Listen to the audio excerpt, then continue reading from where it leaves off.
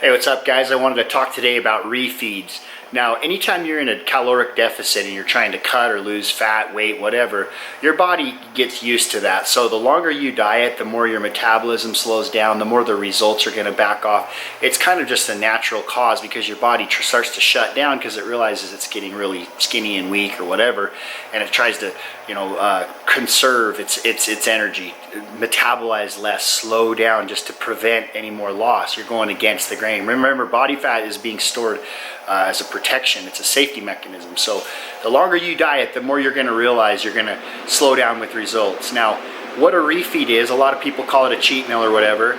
It's not how I do it. Now, here's how I do refeeds. For one, cheat meals, I feel like they leave you feeling like crap. I think they absolutely crush your psyche.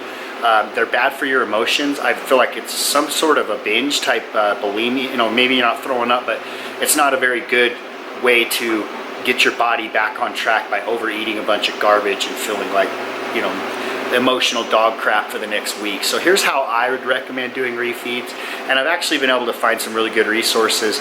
Ben Pikowski did a really cool study on one of his videos a few years ago that I saw that says the best way to do a refeed is actually do 3 to 4 days of caloric maintenance levels. Okay, when I'm dieting, I cut calories by 500 and I try to do 500 calories worth of cardio a day, right around 1,000 deficit. That's just a good number for me. I'll end up losing a little over a pound and a half a week, 1,000 calorie total deficit. So what I do is I actually just either stop doing cardio for 4 days and add 500 calories to my diet. So let's say I'm at 3,000 is my maintenance. That's my normal with training and cardio, 3,000. So I would drop down to 2,500 and not do cardio, but just eat 2,500 calories for 4 days. Or if I want to keep doing cardio, add 500 calories, so eat 3,000 or my maintenance calories. Okay, I'm no longer at a deficit. You don't have to go over the top. You don't have to blow up and splurge. All you do is just bump it back to where you should be. Give your body a 4-day refeed or a 500 calorie or basically a maintenance level intake, and you'll be shocked how much your muscles will fill up, how much you'll recover, and how good you'll feel. They also said that the studies showed that the leptin hormone or the metabolic hormone is not affected by a single cheat meal because it's just too much too fast. Your body doesn't have a chance to adjust and adapt. So the 4 days of maintenance calories gives your body enough time to say, hey, everything's okay, we're not starving anymore, we're not dying, and it helps it to bump back up, get back on track. So give that a shot on your refeeds.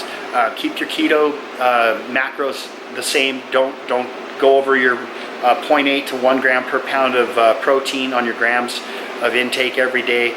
Just supplement the adjusted caloric values with the fats, healthy fats, your coconut oils, your avocados, you name it. It's not hard to find them. So if you ever have more questions on stuff like this, again, I'm fascinated by it.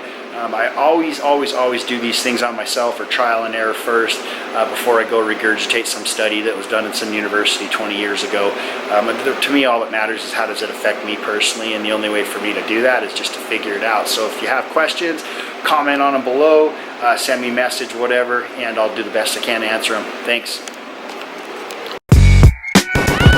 Yes, sir. Dad and Meth in the building.